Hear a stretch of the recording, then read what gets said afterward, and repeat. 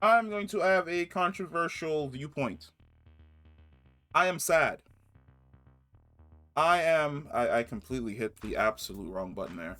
I am legitimately sad that Batwoman got canceled.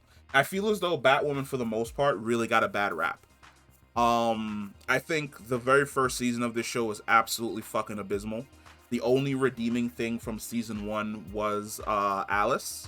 Um, Look, you know me, I'm not really good with character names, so we're just gonna pull up Batwoman over here on a side screen.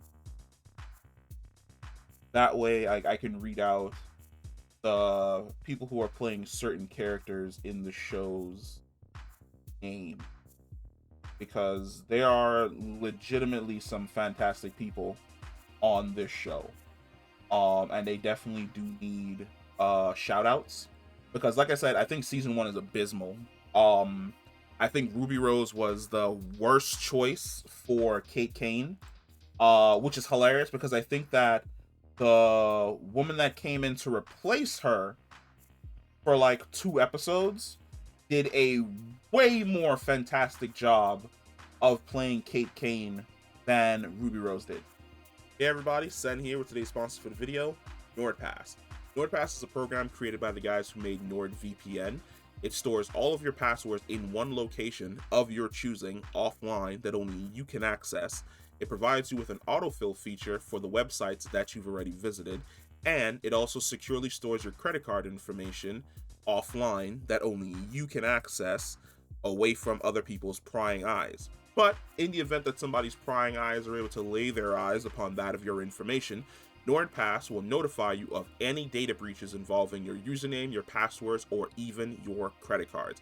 And the best part, NordPass encrypts all of your data, like I said, locally, offline, that only you can access and the NordPass employees can't. If you're interested in trying out NordPass, visit nordpass.com/sen. Information is down in the description. You will get 2 years plus a free month for 50% off. Once again, that is nordpass.com/sen. Now, back to your regularly scheduled program.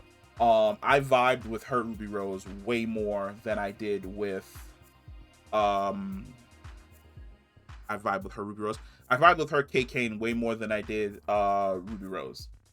Season two was basically dealing with the fallout and then the lead character shift that we got with Ruby Rose exiting the project and then Javisha coming in to essentially replace her character with Ryan, what is her name? Wilder. I think that I think Javisha Leslie was a fantastic choice to helm a new character playing Batwoman. I think she did loved it. I absolutely loved her in general. I think she's fantastic. I definitely enjoyed her a lot more in the crossovers when she showed up than I did Ruby Rose. Ruby Rose is kind of wooden, I always felt like, when it comes to her acting. But Javisha was having a blast. She was having an absolute blast. And when an actor is having a blast in a role, you as a person watching the show is also having a blast.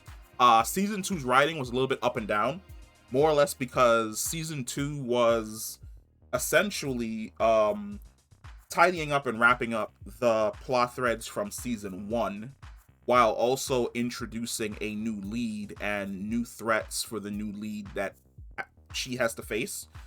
But for the most part, season two, in my opinion, was better than season one. Season three was fantastic. I loved season three. Season three, when it decided to completely focus on Ryan Wilder and give her like her own suit of rogues, great, excellent job with Poison Ivy, excellent job with Alice. Rachel Scarston, fantastic as Alice. Absolutely loved her. She was a standout for season one, where there were multiple times I just kind of wish that she had killed Ruby Rose's version of Kate Kane. And basically, they're twins anyway, and basically taken over as the lead. But she was absolutely fantastic, and I loved it. I love the fact that she kind of towed that really nice line between a little bit of Joker, a little bit of Harley, and a little bit of Mad Hatter. And I just love the fact of where her character was and her character's growth. Season two put a nice bow on the character, allowing both her and the new actress who took over for Ruby Rose, to essentially have their characters split and go off in two separate directions. I think Kate Kane went off to essentially find the organization that brainwashed her and also may have kidnapped / killed Batman. We don't know. They never really reference it again. But Javisha on her own as Ryan Wilder in Gotham, basically fighting her own rogues, fantastic. The story arc with her brother, dope as shit. And I actually wanted to see more of that. Because a lot of the time we see civilians who survive attacks from villains and they just kind of like go off and nothing really changes. So it was interesting to see them basically delve down into having someone as a child who watched the Joker essentially torture and kill your classmates before Batman was able to stop him, who had to go through mental anguish and mental hula hoops in order to try and live something along the lines of a normal life, and then have the psychotic break and turn into a version of the monster that haunts their dreams. Like, his pseudo Joker was interesting. I know a lot of people don't really like it because, oh my god, it's the first black person playing the Joker. He wasn't the Joker. He was basically somebody who was tormented by memories of what the Joker did to him and his friends.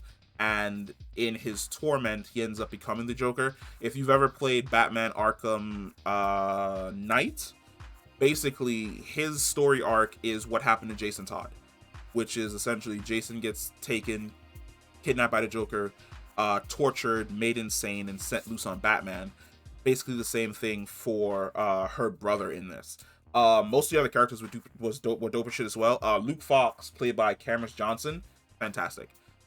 He also toed the line between basically being Ryan and Kate's Alfred operating inside of Gotham. And while I feel as though the helmet that he got for Batwing was a little bit too big, the Batwing suit looked dope as fuck. But I'm sad. Like, I know that the next thing on the chopping block that people are essentially waiting for to see whether or not they're going to cancel is going to be Legends of Tomorrow. If I remember correctly, I think Legends of Tomorrow was the next thing that there hasn't been an announcement for yet. But yeah,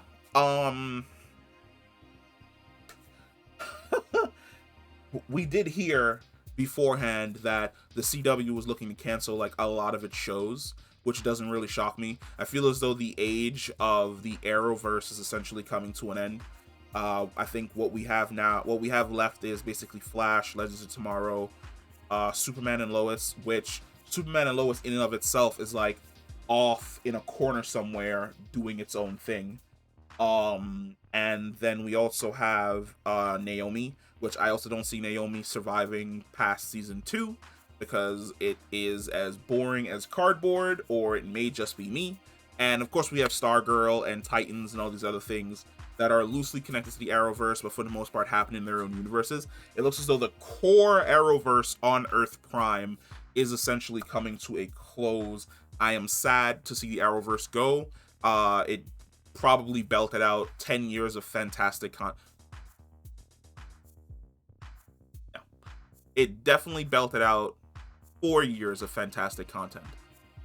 Season 1 of Arrow, Season 2 of Arrow, Season 5 of Arrow, Season 1 of The Flash, 2 of The Flash, 3 of The Flash, and the most recent season of The Flash with Godspeed.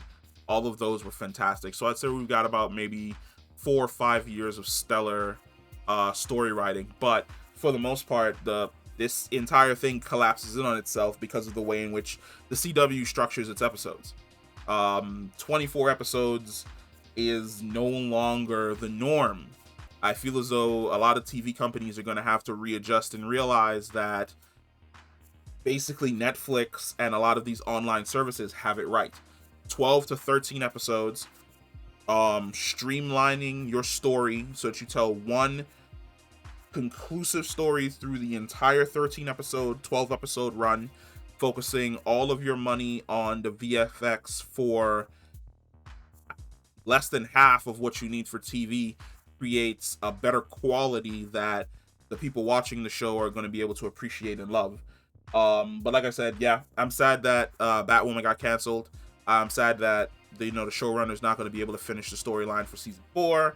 And Javisha is more or less not going to be able to suit up again as Batwoman. Maybe she is going to be able to suit up as Batwoman if they do a final crossover that I've been hearing about, like one final crossover with everybody from the past. But yeah, that's that. That is that for Batwoman. Batwoman is done. Where do we go from here? I have no clue, because I don't think the CW has any new superhero shows. No, I take that back. They have those 2 really bad ones, which I may end up talking about in another video. But I can't see the CW rebounding from the fact that they canceled like a shit ton of their prime shows. But yeah, I'll catch you in the next one.